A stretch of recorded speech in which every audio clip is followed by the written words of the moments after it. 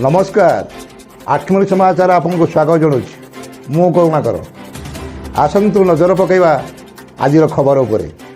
विश्व वन दिवस पालित अनुगुल जिला आठमल्लिक उपखंड किशननगर ब्लॉक स्थित समाज सेवारे सदासर्वदा व्रती अग्रणी स्वेच्छासेवी संगठन विश्व युवा केन्द्र पणिनाली पक्षर विश्व वन दिवस और विश्व युवा केन्द्र 40तम सेवा वर्ष उपलक्षे आठमल्लिक ब्लॉक अंतर्गत महेन्द्रपुर वन सुरक्षा समिति ठारे जंगल सुरक्षा अर्थ और जीवन जीविका उपर एक सचेतनता कार्यक्रम अनुष्ठित हो यह कार्यक्रम विश्व युवा केन्द्र निर्देशक मनोज कुमार महापात्र आठमल्लिक वन्यांचल अधिकारी सुनील कुमार साहू उपस्थित जंगल भूमिका और जीवजंतु सुरक्षा विषय अवगत कराइथिले।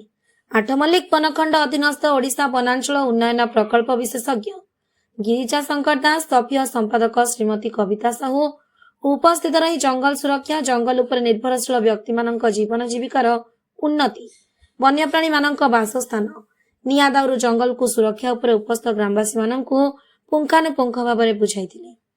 प्रकृति प्रदत्त जंगल निकट में बसवास करथिबा परिवार को मिलुथिबा आर्थिक सहायता लक्ष लक्ष गरीब परिवार पोषण हेउथिबा एक चित्र उपस्थापन करा जायथिला।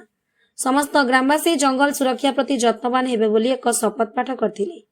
ओडिशा वनांचल उन्नयन प्रकल्प आठमल्लिक क्षेत्र परिचालना एककर सहयोगी संस्था विश्व युवा केन्द्र टीम लीडर सुमित कुमार पलियार सिंह विकास अधिकारी श्वेतांबर मल्लिक गुलशन माझी और वन सहायक अलका जानी कार्यक्रम को परिचालना सहित समस्त सहयोग करथिले।